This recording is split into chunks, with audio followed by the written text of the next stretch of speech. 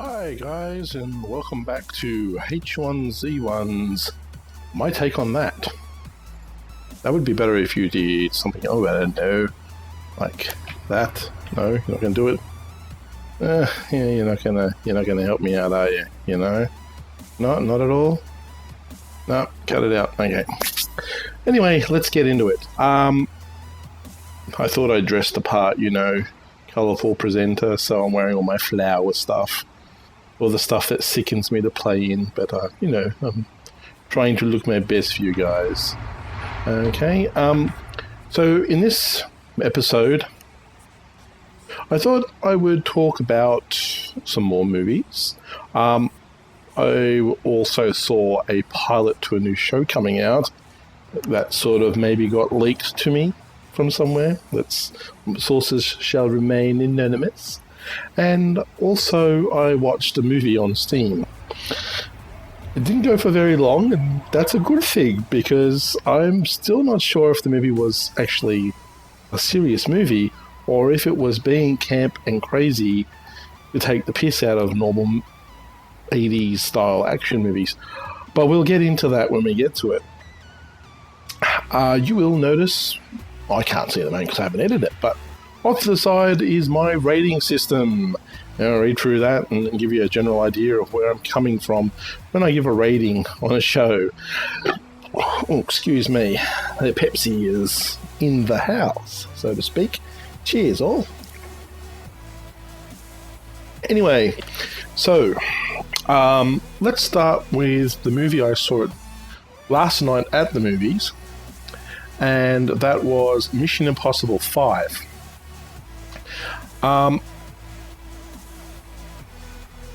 See, I want to put trailers and stuff in, but I'm afraid to, because I don't want to be copyright pinged and all that crap again. But I don't know, maybe I'll put them in, and if I get copyright pinged, I'll do another version where I don't put them in. That sounds like a good idea. Let's try that on for size. Okay, so here's a quick clip from Mission Impossible 5. The IMF is uniquely trained and highly motivated.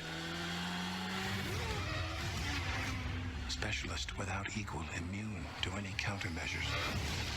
But it is an agency of chaos. Oh, hey boys, what did I miss? Ethan? Benji! Open the door! Open the door! Yeah, I'm trying. Oh my God!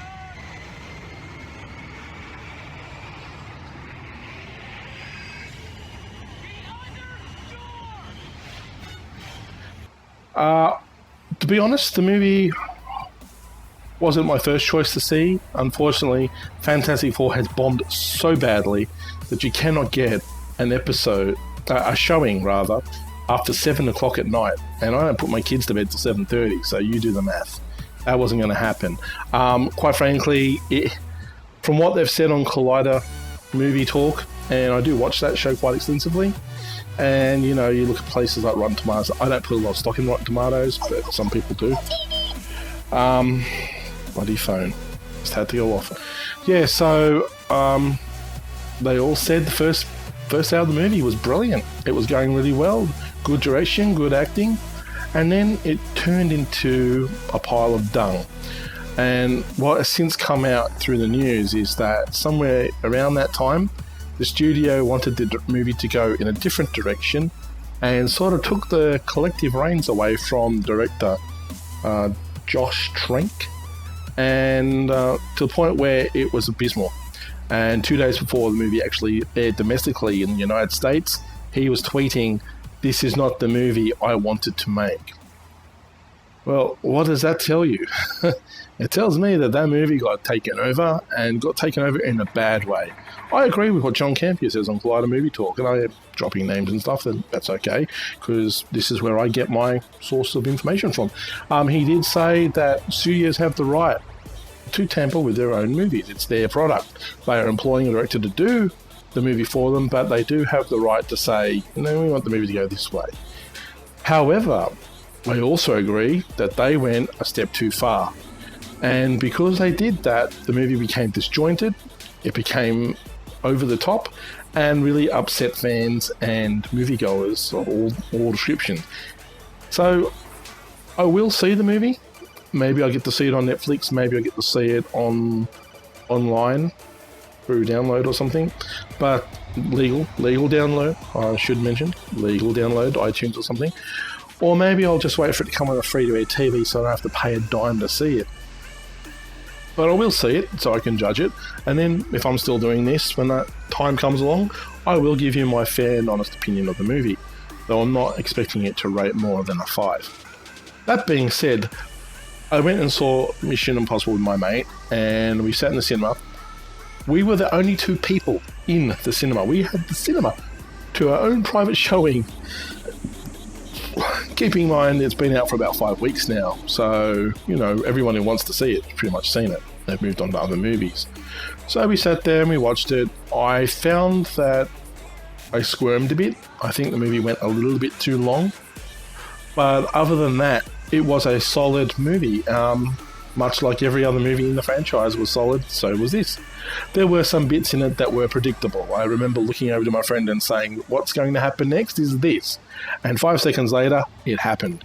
And that happened more than a few times. It was a bit predictable.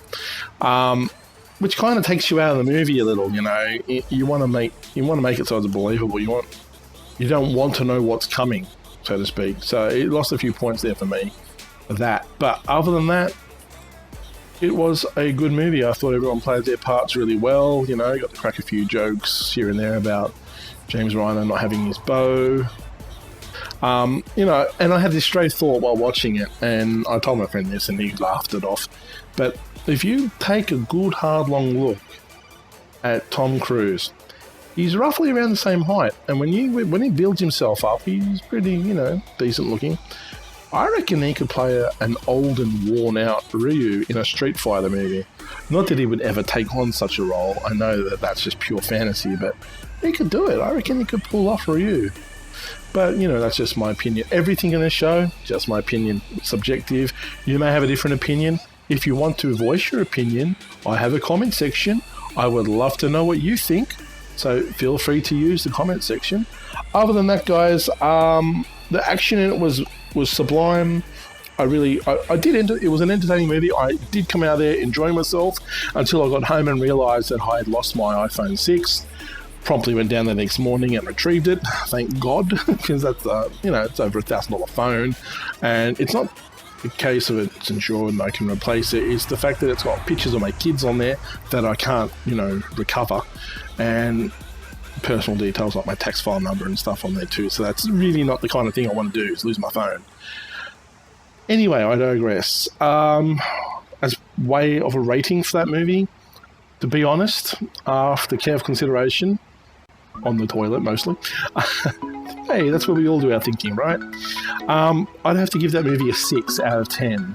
It was an okay movie. I enjoyed watching it. It was entertaining, but it's not the kind of movie that I'd go back for seconds. You know what I'm saying?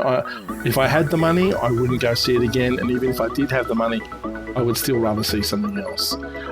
It's good. It's a good movie to go watch and then forget. And that's pretty much what I've done with the whole series. Maybe you're a big fan and you're different to me and you want to see it a second time. That's fine. If it's a 7 out of 10 for you, that's great. For me, I give the movie a 6 out of 10. I thought it was a solid movie, but I haven't seen it yet. The Edge on the Edge of Tomorrow, I think it's called. That one, I'm told, is a very good Tom Cruise movie, and I am looking to watch that sometime in the future, and I'll be damn sure back on this couch reviewing that movie for you guys when that happens. So that's it. That's a wrap on that movie. We're going to cut out a talk on it and move on to our next movie. A movie I saw on Steam. A movie called Kung Fury. What can I say about that movie? I laughed, I cried, I slapped my forehead and thought, I can't believe I'm sticking with this movie. There were parts of it that were absolutely atrocious, and I'm talking well and truly atrocious, but I can't decide whether or not it was atrocious on purpose or not. It had a very definite camp parody type 80s feel to it. the fighting in it was actually quite good. Some of the choreography in it was pretty impressive, I gotta say. The movie amused me. It absolutely amused me. I found myself laughing at some of the over-the-top ridiculous Mortal Kombat-like fatality scenes in it. The acting was atrocious, but then I think it's supposed to be. So, I'm at a loss for words for this movie. You need to see it for yourself. And when you do, come into my comment section and tell me what you thought, because I honestly had no idea. I really have no idea what to make of it. That being said, that movie will get a 4 out of 10. I had a lot of fun with it, but it's not a movie I'll ever go out of my way to watch ever again. I wouldn't subject to it. It's only a short movie, mind you. I think it only goes for 30 minutes to maybe an hour. So if you think you've got a strong enough constitution to do it, then I double dare you to watch it, and then comment in my section and tell me what you thought of it. I'm just remembering back to some of it now. Actually, you know what? Here's a clip. Hopefully I don't get copyright pinged. Here's a clip. Take it away. You got a permit for those guns? I've got your permit right here.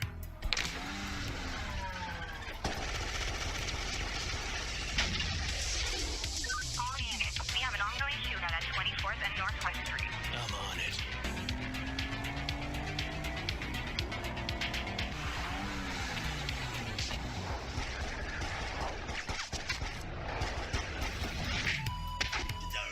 He's a kung fu renegade cop.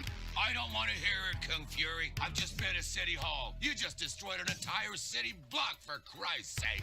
I quit. Now he must defeat the most evil kung fu master in the world, Adolf Hitler, aka Kung Fuhrer. Hitler. He's the worst criminal of all time. I need to kill him. I can hack you back in time to Nazi Germany, just like a time machine.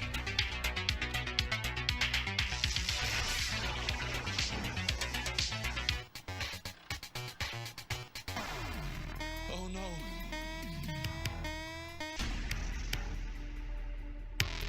I went too far back in time. This is the goddamn Viking Age. I'm a cop from the future. I need your help.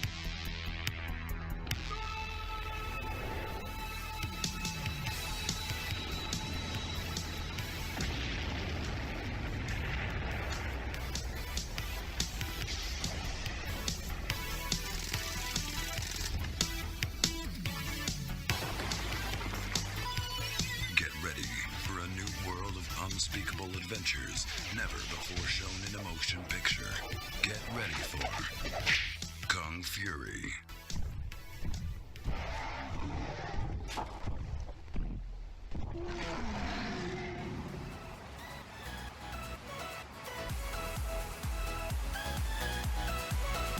Yes, that's right.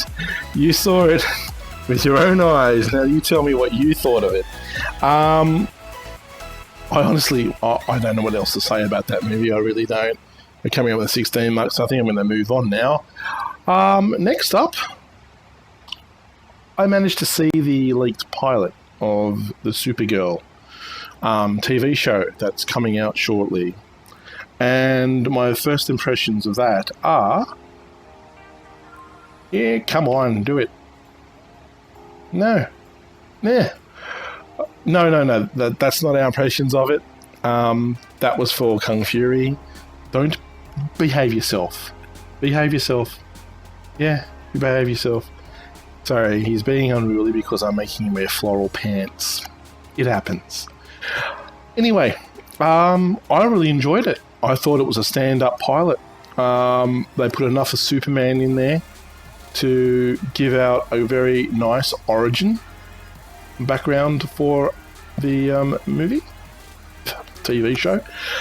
Then she took on the role herself, but didn't make her super duper right off the bat. She had some growing pains, and I was all for that. And yeah, I'm looking forward to seeing the actual full TV run when it comes out in October, November, I believe. So, as far as I'm concerned, it should have, wait for it, it should have a standing ovation. Clap for the clap. No, put your hands down. You can say Simon Says raise your hands. He's not going to clap. Can you just applaud? Can you applaud the movie, please? Applaud. No. No one wants to join you in your hilarity. There's no need to be rude. Clap. Do the clapping. Do the clapping. No, I don't want you to clap with your testicles. Stop it. Cut it out. Yes, cut it out. No more. No more. There is a button for applauding. I know there is. Maybe it's this one. Oh, there you go. Yes, it was a very good show. Yeah. So you can sit down again now. Sit down. Sit down. There we go. The effects in it were what I've come to expect from superhero movies and superhero TV shows. I think it is every bit as good as The Flash, every bit as good as Arrow, and it's nice to see some actual superpowered characters with their own TV series out there. Yes, I know Daredevil has his own superpowers, and I thoroughly enjoyed Daredevil, but that's a review for another day.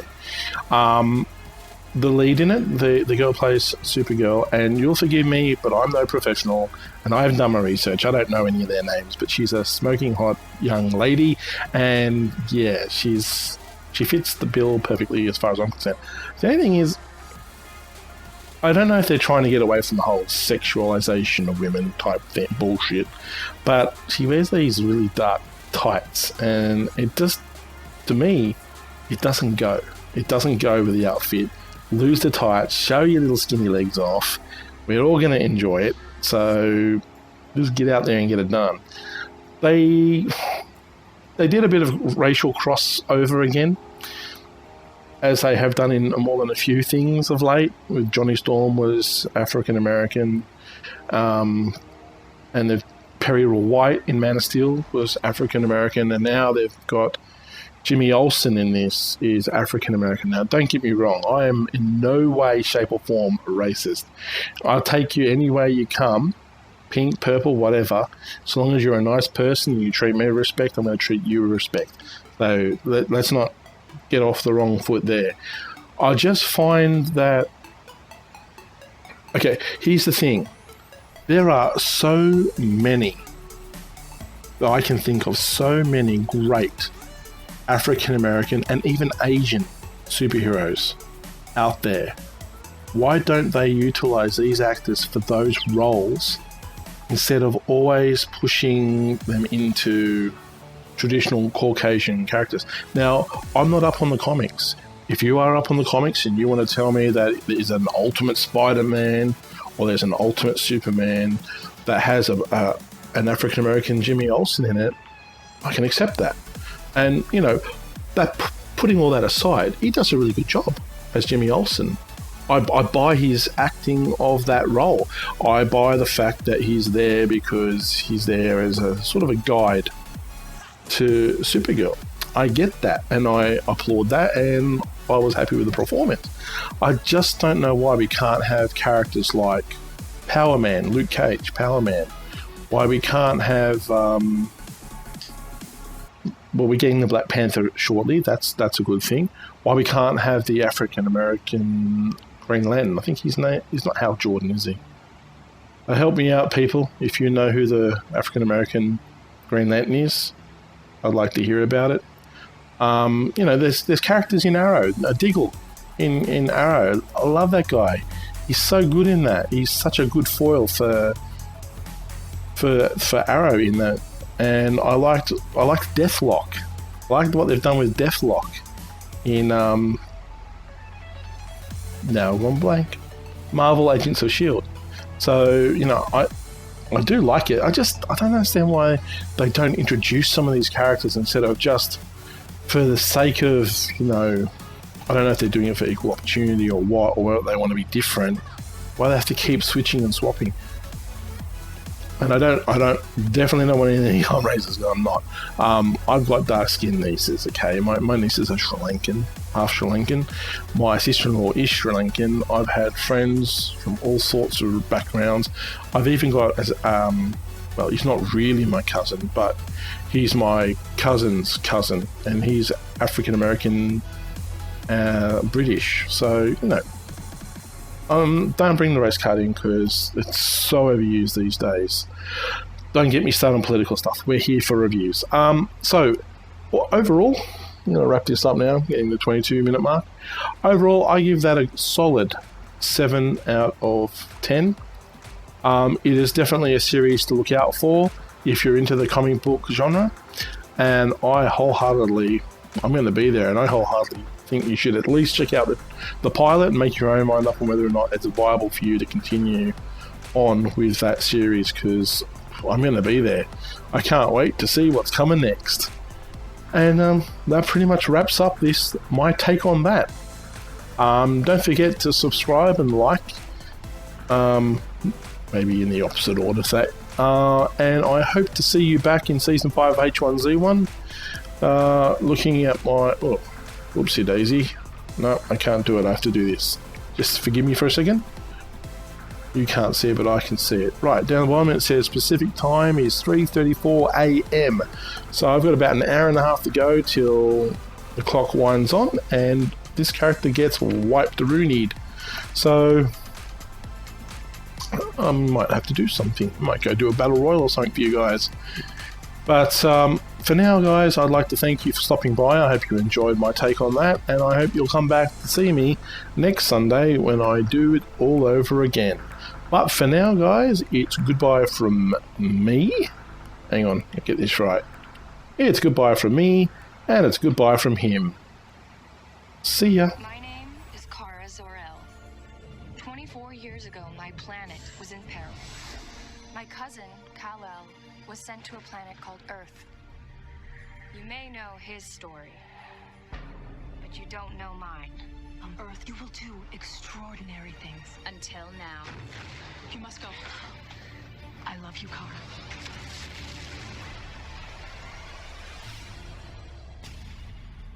Flight 237 bound for Geneva is circling the city after an engine failure.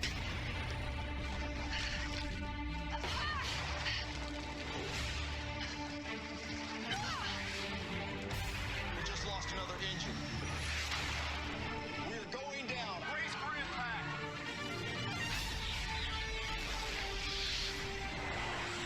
Oh, come on!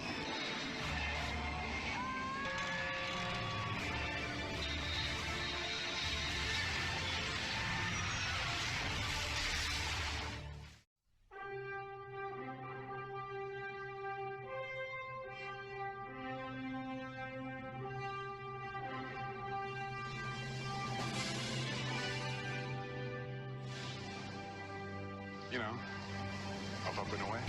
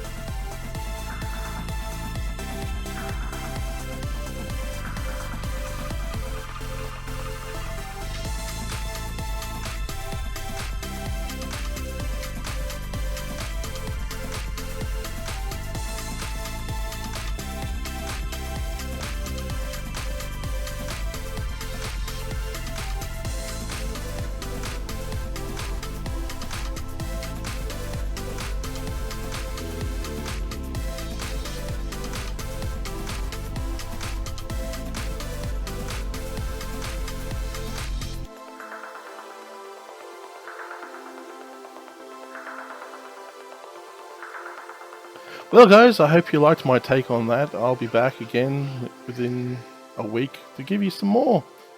Please leave comments to let me know how you think I'm going. See ya!